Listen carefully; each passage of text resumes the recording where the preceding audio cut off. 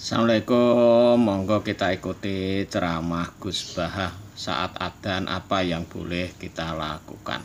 Kan fikih sosial ya. Saya jawab ini memang harus pakai fikih, nggak pakai rasa. Saya ulang lagi pakai fikih, nggak pakai rasa.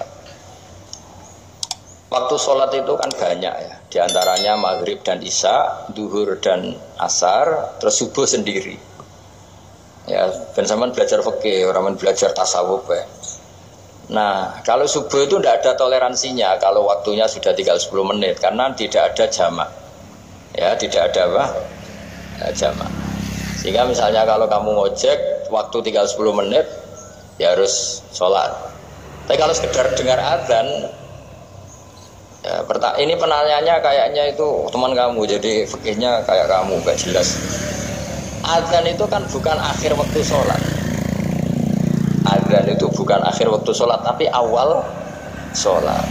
Itu udah harus supir Grab, udah harus supir Gojek. Meskipun kamu makan ada adzan ya teruskan saja, kan udah akhir waktu sholat.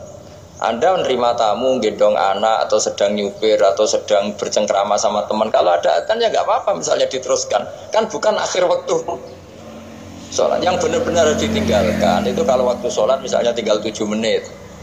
Atau tinggal 8 menit. Waktu yang mau tidak mau kamu harus tasarrufkan, kamu peruntukkan injury time ya. Injury time. Ya, gitu aja kok gak tahu ya. Nah, lalu misalnya lah, kalau pertanyaan tadi mestinya kelasnya itu kelas afdoliyah. Utamanya gimana? Kalau wajibnya belum ada karena kan waktunya masih panjang. Jadi pertanyaannya bukan wajibnya tapi sebaiknya karena ini semuanya belum mendesak kan. Andai kan kamu teruskan nganter barang kan tidak ada jaminan waktunya habis.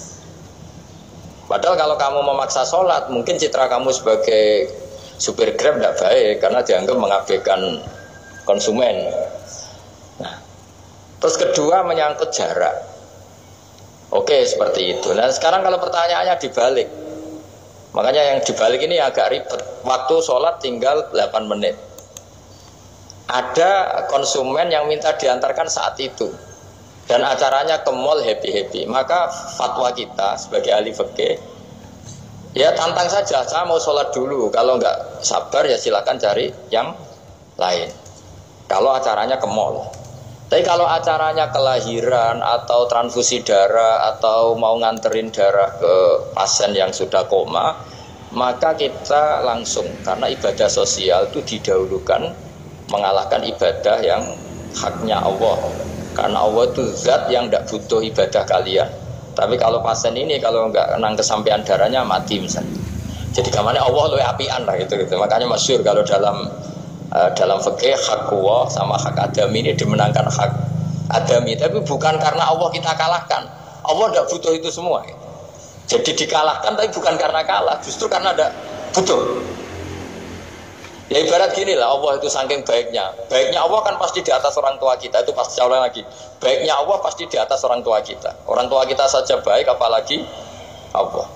Misalnya orang tua kamu butuh uang 5.000, adik kamu butuh uang 5.000, adik kamu yang kecil atau ya, kira-kira orang tua kamu itu nyuruh dikasihkan beliau apa ke adik kamu, kira-kira saja ke adik kamu.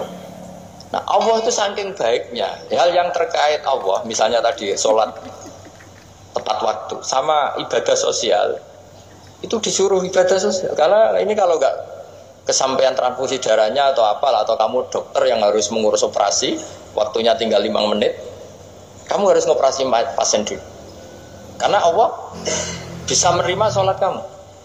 Nah tak terangkan lagi ini fikih terus. Lalu sholat yang apa? Kalau sholat itu antara maghrib dan isya dan nanti yang terlambat itu maghrib, kita ngikuti ulama yang mengatakan jika ada darurat maka maghrib dan isya boleh dijamak meskipun tidak atas nama pergi. Kan jarak kamu kan tidak jarak masafatu qasrin. Artinya apa? Misalnya saya dokter harus operasi, waktu saya tinggal 8 menit mau maghrib, ternyata harus ada operasi. Kalau saya nggak nangani mati, saya harus operasi. Dan nanti waktu saya maghrib habis itu tidak harus dikatakan qadha atau yang mengeluarkan maghrib dari waktunya. Bisa saja menurut ulama dianggap boleh dijamak takhir dengan isya karena kondisinya masih waktu jam'in. Begitu juga zuhur dengan asar. Tapi kalau waktunya tuh asar tinggal 8 menit, kemudian harus ada operasi, ya kita operasi. Waktu asar kita mundur sampai maghrib, namanya qadha yang dimaafkan Allah. Ya namanya tetap qadha karena asar gak bisa dijamak dengan maghrib. Jadi ini fikih ya. Jadi jawabnya harus jelimet. Jadi saya ulang lagi ya. Tadi kan pertanyaannya dengar adzan. Kalau adzan kan waktunya masih panjang. Apalagi misalnya maghrib kan waktunya kan taruh saja ada waktu seperempat jam. Ternyata andaikan kamu antar hanya butuh waktu 7 menit, kan nggak ngefek sama nyanda. Matur nuwun ceramah Pak Yai Baha atau Gus Baha, semoga bermanfaat bagi umat Islam, dan mohon maaf Gus Baha kami nge-share hasil ceramah panjenengan. Matur nuwun.